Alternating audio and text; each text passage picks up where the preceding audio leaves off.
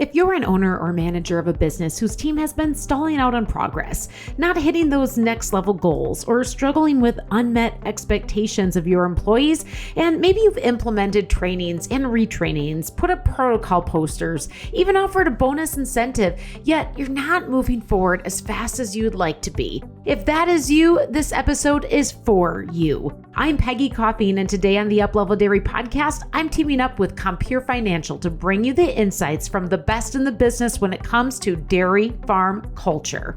Alltech's Jorge Delgado.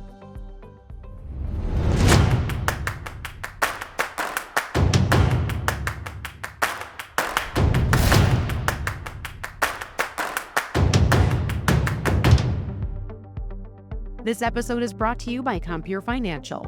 Compeer Financial is a member-owned farm credit cooperative serving and supporting agriculture in rural America. Their dairy team brings world-class expertise and tailored solutions to support dairy producers' financial goals and lending needs.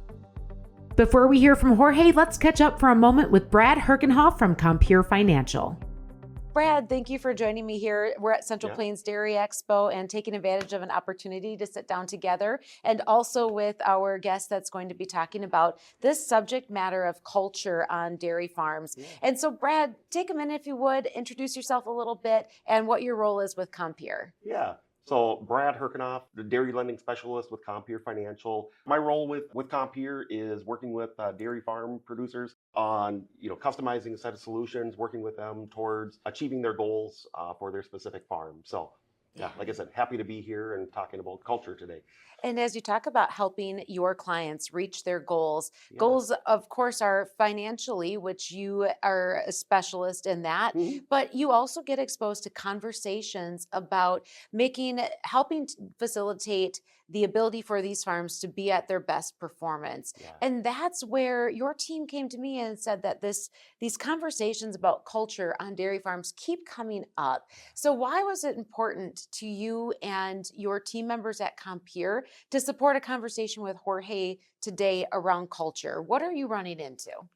I think it's, there's a lot of different pieces that go into it, but, culture should be important to any business, whether it's a dairy farm, a grocery store, it really shouldn't matter, right? And, what do we run into on some of our dairy farms?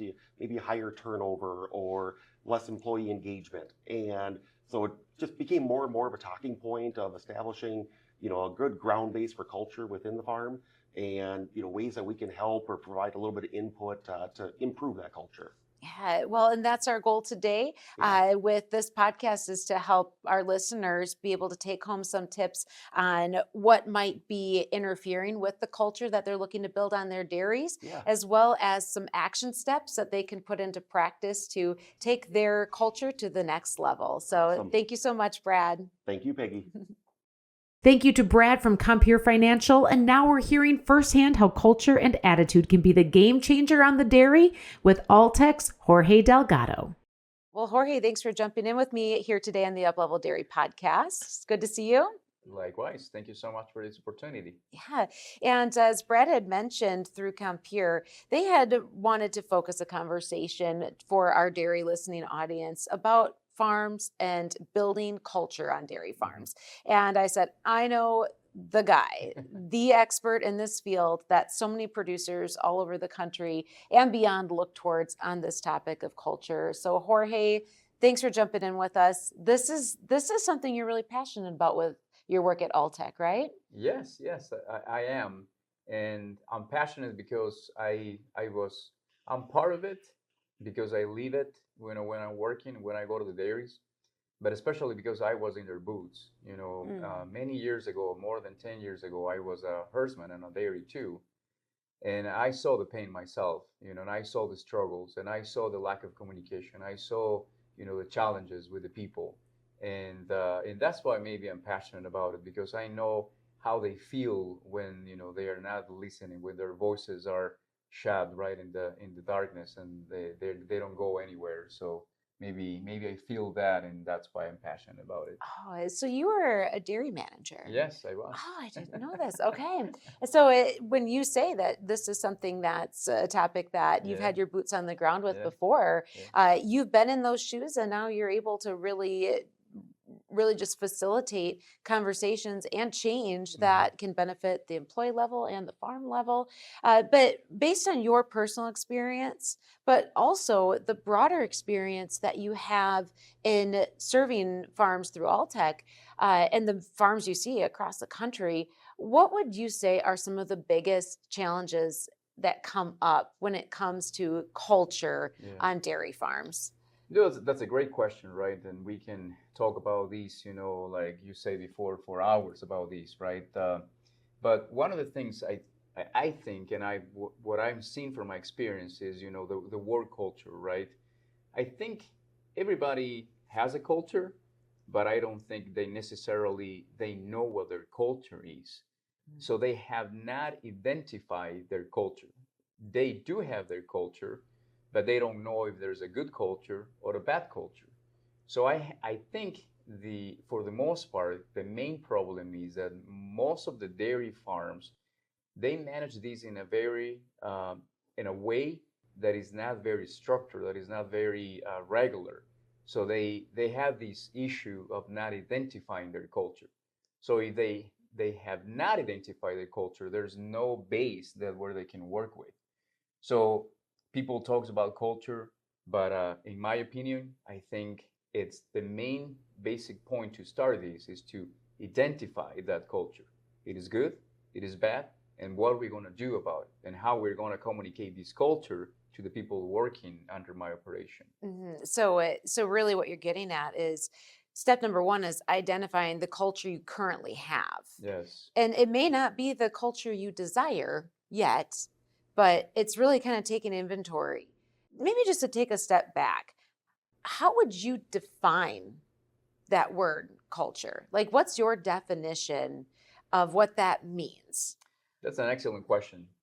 I think culture is something it's a common goal that is shared by many individuals inside of a community.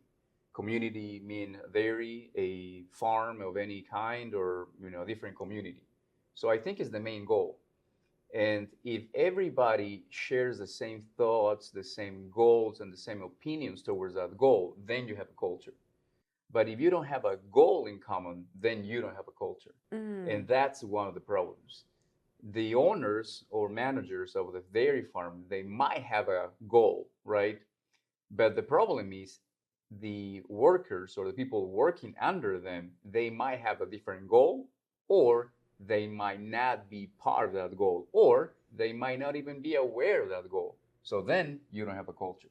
So I think, like you say, going a little bit back, the main thing right now is to define the goal, common goal, then to build a culture upon that goal.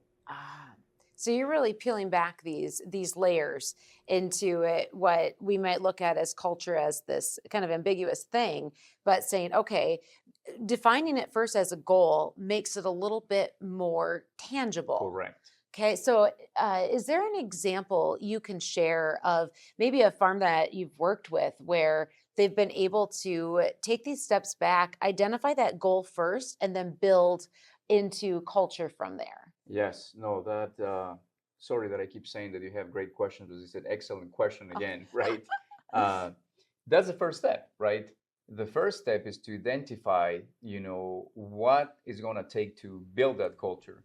And the first thing, in my opinion, that you have to do, and this is a example that is very tangible in a dairy that we work here in Minnesota, is that we went back to ask questions to the people forming that culture, the workers, the milkers, the people moving cows, the people taking care of the transition cows, veterinarians, and everybody involved.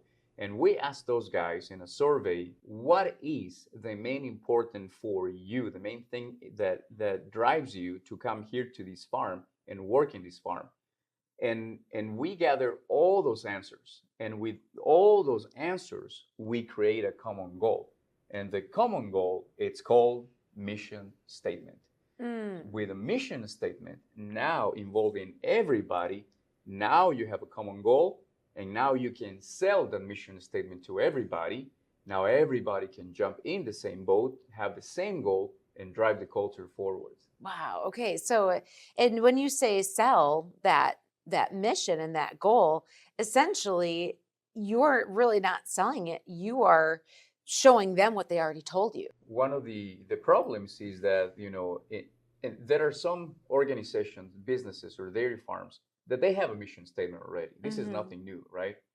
But the mission statement was built without these individuals. If you don't involve the individuals as part of the mission statement, if you don't hear their voices and put it in the mission statement, then you don't have a mission statement. Because, like you say, now they are not part of it. They feel away from it. There's no translation for those guys. They don't understand what it is. So then you don't have a common goal. Remember, the common goal in a culture is that everybody will share the same common goal. And so that's the main important thing. So I'm really curious, when you talk about the farms that you've worked with and you've done this exercise of asking every employee in every position what their goal is, why they're coming to work every day, what have you found as responses? What surprised you the most? Maybe I should say, what surprised you? What surprised the farm ownership and leadership the most about the responses? It's very, very interesting, right? Most of owners, maybe, or middle managers, they might think that most of these guys, they are here just to make money. And yes, they are here to make an income because they have to support families. But you will be very surprised when many of these guys, when they answer what is the most important things for these guys, one of the main answer was to take care of the animals that are supporting their families. It was amazing to see that. They really care. They really care about their animals. They really care about their co-workers, and they really care about doing a good job to represent what they do in front of the owners and middle managers. That was shocking because, again, sometimes you think, oh man, these guys are just here to make a few cents from my operation, go back home, and that's it. No, they really, really care. So that was shocking for many, that these guys, they really put their hearts in people and animals. And that was above what they thought would be the response for just making money and collecting the paycheck, right? So in this example, as you're able to articulate what became the goal for that dairy and that mission statement, what was the end result? Exactly. So we put all the information together. We put what they thought that is important for them, and we also put what is important for the owners, right? It's the combination of both. So for the workers and for the owners, the main thing that came in the same place as important was animals and people. Everything.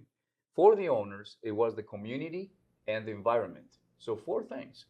So, and then when we came with the community, these guys, they realized that they are also part of the community. They're just not coming and milking cows or taking care of the calves.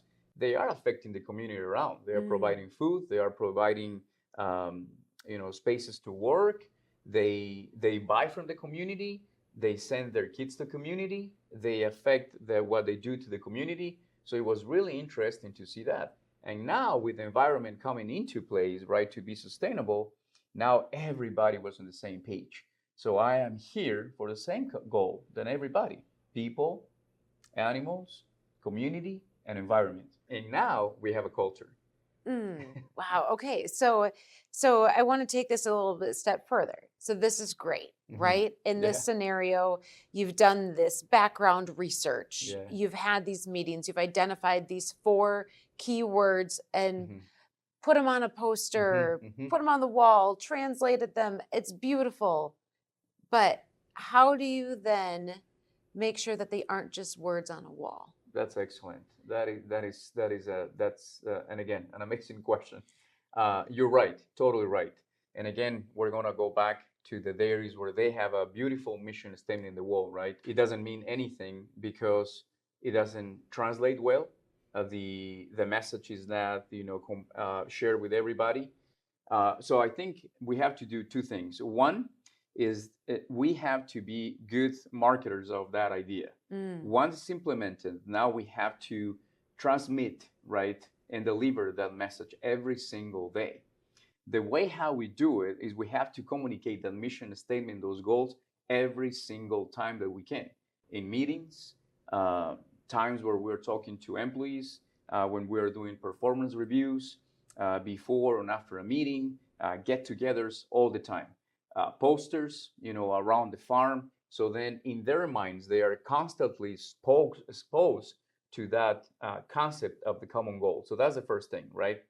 And the second thing is that we have to build that mission statement, that goal, in a way that even the guy who's the entry level in the parlor can understand the mission statement. If you have a beautiful mission statement in the poster, but if he doesn't understand in his language, and I'm just not only talking, different language, but in the way that he understands how he or she is part of that, then we have a mission statement. So those two things, right? Deliver, marketing, and then make sure that we live by it, of course, right? Setting an example, but also that they understand that and is always available in their minds, in front of their eyes, all the time. They might say, look, maybe this is too cheesy, or these guys are just coming to milk cows, and there's no need for these guys to understand these. It is very, very important. The guest before, he talks about turnover, right? And one of the things that causes turnover is these. I come to a farm. Yes, I'm making money. I'm providing for my family. But what I am doing really here is this is the place where I want to be. I'm part of this. I'm part of the mission statement. So I think the message for the people saying, look, the mission statement is not something that we need to share even with the guy who just hired yesterday, I think is wrong. I think we need to share that with everybody all the time and as many times as we can. And so, Jorge, you've done such a beautiful job of explaining these action steps based on what's worked on farms that you spend a lot of time with, of getting to the root of what that goal is, putting it into words, implementing it on a daily basis, and making sure that it doesn't stop on the wall, that it's coming into meetings, it's being introduced to new employees. But I want to take a step back for a moment, because what type of problems are frustrating managers and owners of some of the dairies that you work with, that maybe they see a surface level problem, but when you walk in, you're like, oh no, we got to go deeper. This is a culture problem. If you ask a lot of the dairy farmers here in the US, they will say, look, the main problem that I have is communication, because I don't speak the same language. I don't think, yes, it is something tangible. Yes, the people coming to work here, they do not speak, for the most part, the same language. But I don't think it's a problem of language. It's a problem of communication. And when I say communication, I don't even say, like using words. I mean taking the time to understand what their needs are. Many times we say, look, I have a problem with communication. And then when we ask the question, so what are you doing about that, right? Most of the people say, look, I don't do anything. I shut down. I don't communicate. I let things happen, right? The way that are going to happen, whatever, as long as I get my cow's milk and things done, right? And I see some of those managers many of the times not trying even, right? What they do is they focus more on the things that they feel comfortable with, either, for example, genetics, nutrition, crops, equipment, things like that. And when it comes to human resources, it's really hard because they don't have the experience. So I think the problem is that many of these guys, they don't want to jump off of the comfort zone, their box where they feel okay, where they know everything, and jumping into a zone where they feel uncomfortable, different languages, different cultures, they don't want to go there. So I think the problem is just spending the time and taking the risk to go there and be uncomfortable for a little bit, and make sure that you're spending the time to understand their needs, the needs of the people, right?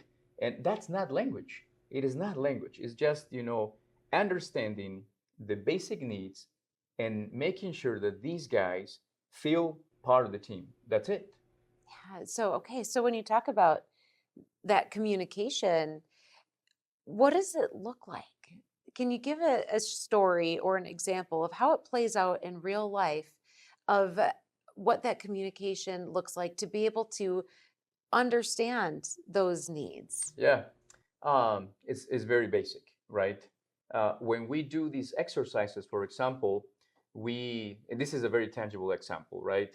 We sit down everybody in a table, and then what I do is I ask these guys to give me their names, to share something about a hobby, and to share something about their family. How many Mm, kids? Where they from? What kind of hobbies, sports, arts, whatever they do, right? And they go one by one, sharing everything. And this is the amazing and the shocking part. A lot of the people doesn't know what they just heard. How many kids they have, where they were from, the hobbies that they like, the things that they enjoy doing in the free times, why they are here. Is very shocking for those guys around the table saying like, I didn't know this about this person. I didn't know about Miguel that he likes to paint, that he's got amazing hand skills and he's a builder. I didn't know that. And he's been here for 6 years or 6 months. I didn't know that. So it's just basics, just going back to the basics. And when they share those things, many times we don't listen. So I think the main thing in communication is just being able to listen, right? Communication is two ways. And sometimes we're just saying, look, you have to do this and perform this. And this is the SOP. This is my timeline. This is my KIPs. These are my goals. But then what about you? How are you going to do it? How are you going to get there? Who you are? What do you care? What are you interested on? So that's basic. It's just communication. And I think, again, many times we just don't stop to spend time on communication, active listening, and listening what they have to say and who they are. Yeah, and that's where you come in sometimes, right? Yes. To play that Yeah. that role, right? Of Correct. helping to, for one, Yeah. if you have a date on the calendar and a time block to Yeah. do this, and Yeah. someone that's going to show up and do it, it makes it happen, Yeah. right? It Yeah. makes that uncomfortable Yeah. thing more Exactly. comfortable. And so, I mean, really, have you seen success with dairies that are able to maybe have someone come in and facilitate? I'm going to call it the softer skills, Yeah. because they're, as you illustrated before, Yeah. I think a lot of the success of dairies, and of managers and owners, is their ability to get things done, Yeah. hit their goals. Yeah. It's these hard Yeah. skills, Yeah. right? But the listening, the talking, the Mhm. communicating, the caring, Correct. and keeping an inventory of that you can Yeah. then follow up Yeah. with. Have you seen success with farms that are able to say either we figure out how to do this ourselves or we outsource Yeah. this? Yeah. Yes. Yeah. We've seen success. Sadly to say, Peggy, is that not many dairies invest in something like this, right? I think the dairies that has been successful on these, they are being able to understand that niche and either move a person into that role or hire a person to the role and then expand that role, that moves those pieces and takes those pieces and put the puzzle together. But those are very, very few. Mm, Most of the dairies, the big majority, are not going to take the time to do that. mm. And then when somebody external comes and wants to help and do that, then the reality is they have to put the time on doing that, because you have to do a follow up, you have to do a Yeah, homework, right? it's not a one and And done, it's is not, it? and it takes time. And unfortunately, they go back to the old ways, right? Mm. I have to take care of the equipment, I have to take care of genetics, I have to take care of the crops, I have to get these cows milk, and then they lose that salt, right? That seasoning of the communication, and then things go back to where they were before. So it is successful, but you have to put the time and the resources on it, and it's amazing of the results that you will see if you spend time on it. Well, Jorge, we've been able to cover some really great things today. We've been talking about culture, but that really lended into this conversation about communication Mhm. and how it really, these two go together, don't they? They do, of course. Yeah. You can set up the culture, but if you don't have communication, there's no culture. You can be very good at communication, but if you have not set up a culture, then it has to be hands on hand, and they have to go together. Yes. Yeah. And so to just recap a little bit of what you shared with us, because I want anybody that's listening to what you've been able to talk about today, Jorge, to have some take home points. I think what you've really done is we go back to this hard skills versus soft skills. You've taken soft skills and you've put them into a hard skill format. So from the standpoint of we can communicate it this way of, okay, so soft skills of culture and communication, let's break that out into step number 1 for culture, identifying why people are coming to work in the first place, right? Their core motivations. Correct. Putting that into words for a mission statement, and putting that into places where people can see it and it's reiterated to every person on the team all the time. But in order to do that, we have to stop for a moment, right? That's the main thing, right? You can keep going and going and going and then have those things in the back of your mind, but you have to stop one day and says, look, I need to identify my culture, work in a better culture or build a culture, and then follow what you say. Stop, right? Stop one day, one moment. Ooh, that's it. And that's the hardest part sometimes, right? Well, is there anything else that you'd like to add? I think the last thing that I would like to add is first, stop one, right? Don't be afraid and feel a little bit uncomfortable, and then you will be comfortable. And then be aware that you're going to be facing so many people, right? And you have to be a leader that have to wear many different kind of clothes, right? Depends on the people that you're going to lead. And you have to be able to switch from one to the other and to the other, because there's going to be people that will need directions. There's going to be people that will need to be delegated. They like that. And you're going to find people in your team that will need motivation. And sometimes we are stuck in the mind that this is my style. I'm the leader. People has to roll or model around me, and that's not the right thing. You have to change and adapt to them. So that's my last message with this.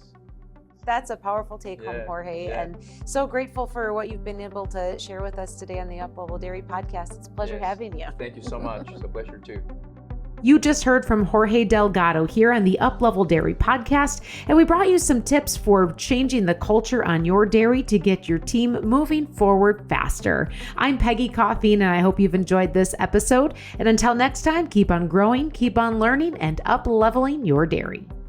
This episode is brought to you by Compeer Financial. Compeer Financial is a member-owned farm credit cooperative serving and supporting agriculture in rural America. Their dairy team brings world-class expertise and tailored solutions to support dairy producers' financial goals and lending needs.